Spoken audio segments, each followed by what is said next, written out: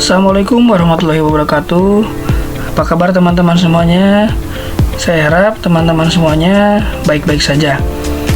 Nah, tentunya teman-teman semua mempunyai tokoh idola, entah itu dari ilmuwan seperti Pak B.J. Habibie atau pahlawan nasional seperti Pak Ki Hajar Dewantara.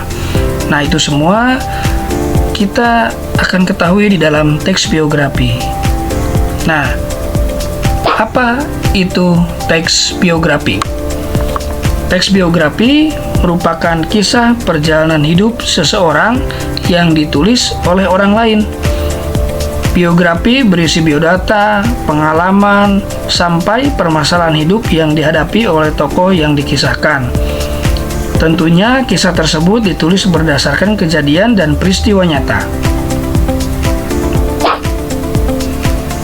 Dalam biografi terdapat karakteristiknya. Yang pertama, tokoh yang dikisahkan merupakan tokoh terkenal dan inspiratif. Umumnya, tokoh yang diangkat dalam biografi adalah seseorang yang mempunyai pengaruh besar dan dikenal luas oleh masyarakat. Selain itu juga, perjalanan atau kisah hidupnya juga telah menginspirasi banyak orang. Yang kedua, berisi fakta berdasarkan kisah nyata tokoh.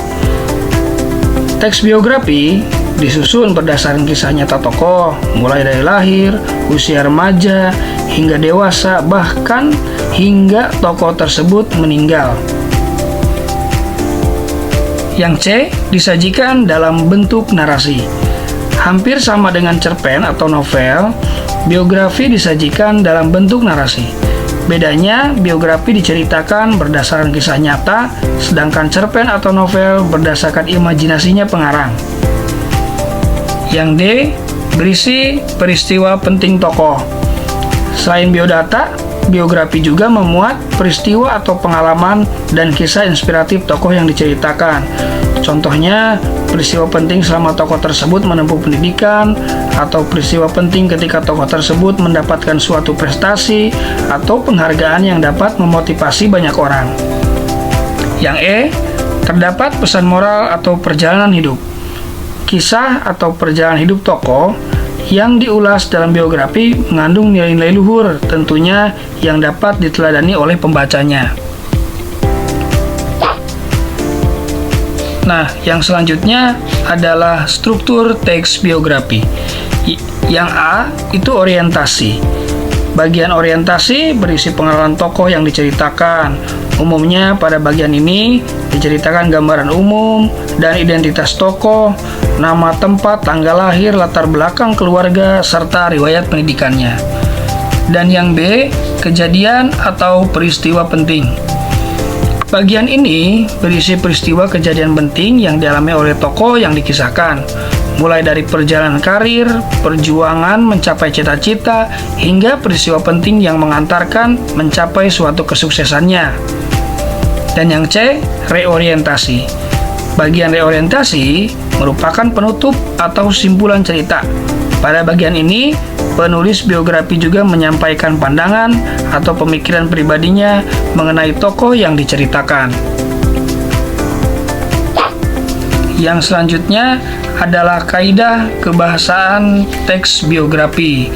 Nah, pada bagian kaidah kebahasaan, yang A menggunakan kata ganti pronomina. Kata ganti pronomina digunakan untuk menggantikan kata benda atau orang agar kalimat yang disampaikan lebih efektif. Oleh karena itu, ditulis oleh orang lain. Jenis kata ganti yang digunakan adalah orang ketiga tunggal. Biasanya ada ia, dia, atau beliau. Dan yang B, menggunakan kata kerja aksi. Kata kerja aksi, kata kerja yang mengacu pada perilaku atau tindakan tokoh yang diceritakan dalam teks biografi. Kata kerja aksi juga digunakan untuk menjelaskan peristiwa-peristiwa atau perbuatan yang dilakukan oleh tokoh. Yang C, menggunakan kata sifat. Dalam biografi, kata sifat digunakan untuk mendeskripsikan tokoh yang dikisahkan secara spesifik, seperti contoh kata sifatnya rajin, ulet, sederhana, jenius, dan sebagainya. Dan yang D, menggunakan kata kerja pasif. Nah, kata kerja pasif merupakan kata kerja yang subjeknya dikenai tindakan. Kata kerja ini umumnya menggunakan imbuhan di dan ter. Dan yang E, menggunakan konjungsi urutan waktu. Sama halnya dengan karya fiksi lainnya, biografi juga banyak menggunakan kata hubung.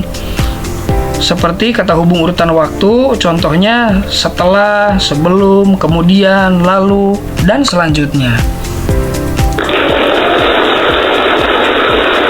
Nah, selanjutnya mari kita lihat contoh teks biografinya berdasarkan struktur dan kaidah kebahasaan.